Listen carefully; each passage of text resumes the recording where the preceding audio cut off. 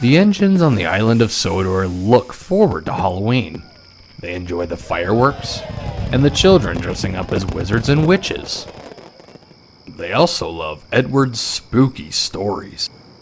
So we all know the scrapyard at Kildane is run by those two diesels, Ari and Bert. The engines chuckled.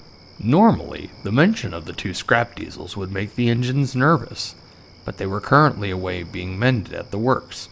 This meant the engines could celebrate Halloween in peace.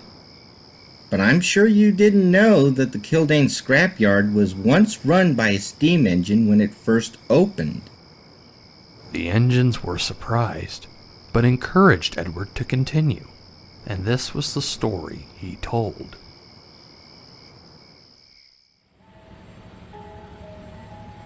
Long ago, when the Sodor Iron Works was formed, it had its own dedicated engine.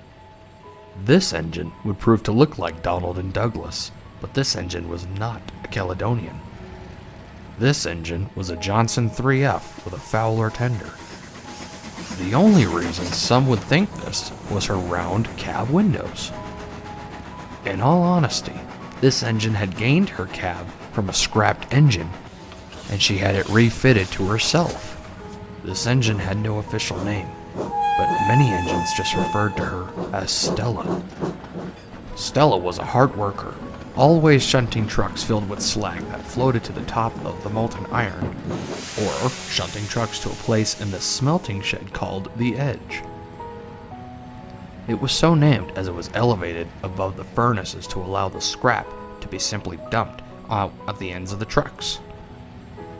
This was done so trucks could be unloaded quickly from truck to the furnace and for the company to save money. Stella knew the dangers of being too close to the edge, as the men joked that anything that went in melted into a puddle. One Halloween, Stella was bringing in a trainload of scrap to be melted down into new rails. She was passing by some low-hanging chains, and one caught on her whistle, knocking it off. She was so busy, she didn't notice. As she brought her train to the edge to prepare for shunting, her driver found something else had happened. Your brakes are jammed, Stella. You're not going anywhere, he said. Oh, bother! Huffed Stella. What about that shipment I need to shunt together? I guess the engine will need to pick it up themselves, said her driver. Anyway, it's light and our shift is ended. We'll tell the foreman to have the workmen see about repairing your brakes. Stella was cross, but she could do nothing about it. Her driver and fireman damped down her fire. They explained to the foreman. The mechanic for the night shift is out sick. Stella will have to be repaired in the morning. Soon the ironworks had gone quiet, save for the roar of the furnaces as skeleton crew of workers worked the night shift. Later that night, another engine came to collect his train of flatbeds filled with rails. The engine was big and green. It had come from the other railway. He grumbled dreadfully as he puffed into the steelworks. Where is my train?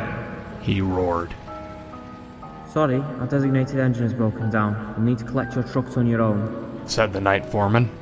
The engine snorted angrily and puffed away to shunt his train. Soon the brake van had got his long line of heavy rails, but before leaving, they needed a brake van. They looked around and saw a brake van at the end of the long train that went around a bend. No one could see what was at the other end of the train. Come on, old boy. Let's couple up and we can be off, said the engine's driver. The engine seethed indigently as he dragged his heavy train to the next line. He banged into the brake van hard. Unfortunately, the train the brake van was on was Stella's scrap train. Stella woke with a start as she was violently shunted forwards and toward the edge. Stop! Stop! I'm back here! But no one heard her. Stella tried to whistle a warning, but nothing came out. She realized her whistle was gone. Suddenly, her front wheels left the track and she was pushed over the edge. Just before she was about to plunge over, the train finally stopped. The weight of the heavy scrap trucks kept her stationary. Help! Please! Help! Pull me back! But the engine didn't hear her. He was too far away and lost in his thoughts.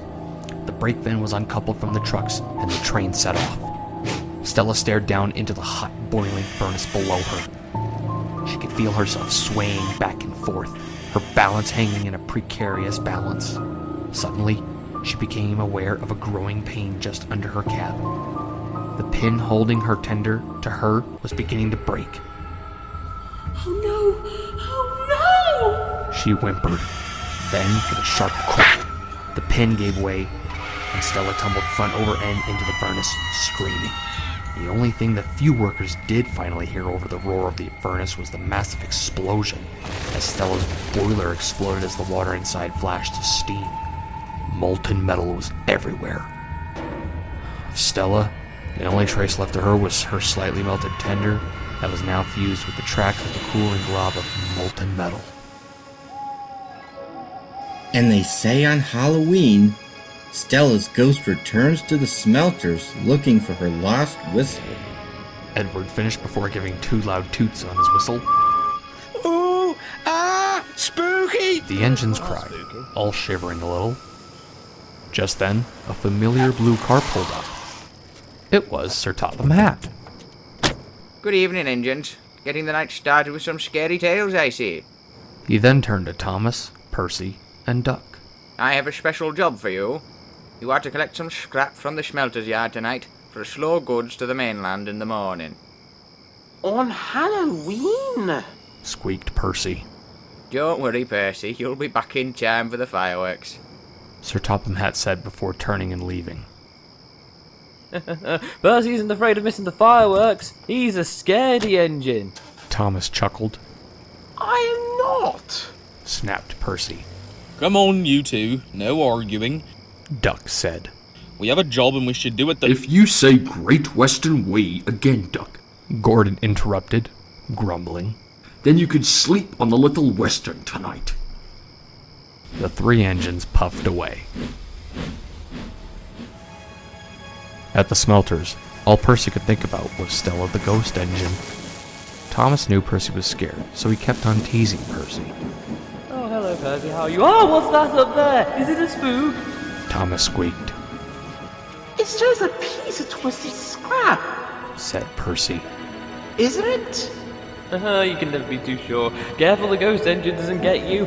Thomas said spookily as he puffed away. There's no such thing as ghosts. Snapped Percy. Duck looked over at the little green engine sympathetically. No one is brave all the time. But I am not a Scaredy Engine. Later, most of the work was done, but there was still one more job to do. The manager spoke to the engines. Well done, you 3. Now I just need 1 engine to finish up for tomorrow. Ari and Bert should be back to work then, and I don't want to hear them grumbling about extra work. Duck looked at Percy and winked. He was going to pay Thomas back for his teasing. Please, sir. Oh, I'm sure Thomas wouldn't mind. He said. Of course not. Thomas boasted. I'm not a scaredy engine. You'd know all about that, wouldn't you, Percy, eh? And with that, Duck and Percy left with their trains of scrap, and the manager left for his office. Once Thomas was alone, every sound and shadow was spooky. He was beginning to feel very scared. Well, there's no such thing as ghosts. There's no such thing. He said nervously. Suddenly, there was a quiet hiss, like the hiss from a steam engine's cylinders. Who's there? Thomas whimpered. There was no reply. Thomas's crew then returned from the station office. Come on, Thomas, let's get a start on shunting. Said his driver. Thomas glanced nervously around as he backed down to start shunting. As he puffed toward the back of the smelting shed, he thought he saw a rusty tender sitting in the shadows. Thomas wasn't sure, but the tender looked melted, or so he thought as the flickering sparks lit the shed up. As Thomas backed down into a disused part of the smelting shed to turn back around to begin shunting, he looked all around for ghosts. He was so busy doing this, he didn't watch where he was going. Chains hanging from the cranes felt like ghost fingers as they scratched against his cab. Oh, hey! Something's got me! No, get off! Go away! Go on! He came to a stop in the siding. As his fireman stepped down to set the points so the little blue tank engine could head back home, Thomas wheezed steam loudly. Suddenly, and an old steam whistle sounded out. The ghost whistle! Cried Thomas.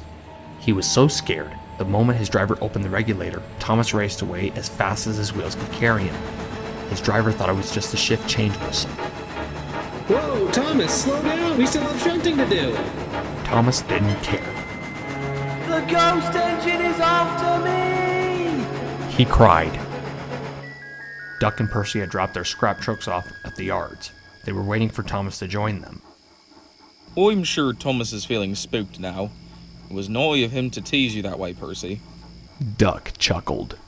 Oh, he was just playing, said Percy. He had relaxed and now didn't feel as scared as he had before. After all, I think he's just getting back at me for scaring him with that cart of lime. I do hope he's not too much later. I wouldn't want him to miss the fireworks. Just then, Thomas wheeshed by the two engines. Clear the way, clear the way! He's after me! I don't think he'll be late. Chortled Duck. Duck and Percy joined the other engines to enjoy the bonfire and fireworks. Percy looked around and noticed that Thomas was nowhere to be seen. Where's Thomas? He'll miss all the fun. Well, it would serve him right for all his teasing. Engines shouldn't act that way. It's not the Great West. That's it. Gordon grunted from nearby. You can sleep on the Little Weston tonight, Duck. As Duck and Gordon began to bicker, Percy puffed away to find Thomas. No one noticed Edward slink away either, back towards Kildane. Percy found Thomas all alone at the sheds. Are you all right, Thomas? He asked. Yeah, said Thomas shakily. I'm sorry I teased you, Percy. Duck was right. Nobody's brave all the time. Percy smiled. At least we know when to say we're sorry sometimes, he said. Now come on, Thomas. We can see the fireworks just fine from here. The two friends puffed out of the sheds and sat on the turntable, enjoying the fireworks.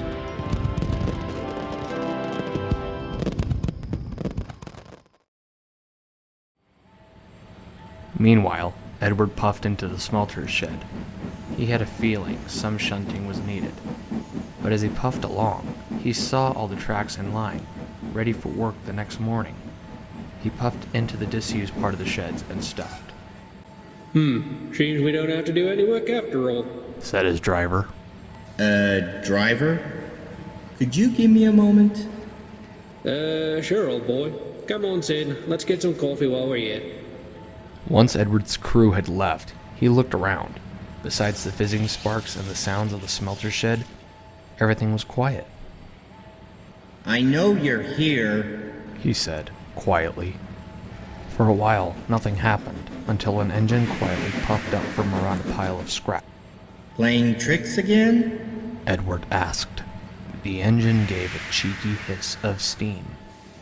I'm surprised that you're still here. I would have thought you'd have moved on after the steelworks bought those two diesels. The engine hissed again, this time with less approval. I know you worked here, but you shouldn't linger. Your unfortunate and horrible accident was in the past, and the work can be handled now that there are engines working here all the time. You don't need to stay. The engine hissed again.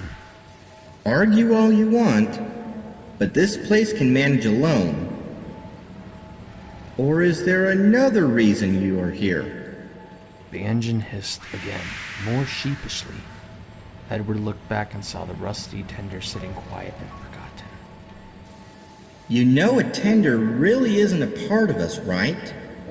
Even if we feel our couplings, tenders can be swapped out for completely new ones. They are an extension, but not fully a part of our being. The engine growled a little. You can deny it all you want, but given how forgotten this line is, I have a feeling you'll be waiting here a long time still before you're reunited with your tender. How much longer are you gonna wait? Until it turns to dust? The engine gave a hiss that sounded unsure. Well, you'll have all the time in the world then to figure that out. You were always a little stubborn. The engine gave a hiss that sounded almost like an airy giggle. Then it began to puff away. I hope you'll keep the cheeky jokes in the meantime. Not every engine is ready to understand how complicated life and death is. Puffing faded away into the sounds of the Smelters. Edward looked up into the dark shadows for a moment longer before his crew returned and he puffed back to the sheds. He wasn't sure if the spirit would behave, or if anything it could do would be noticed by Ari or Bert. But at the same time, he didn't need to know. He had a feeling sooner or later Stella would see sense and move on at last. She always did in the end.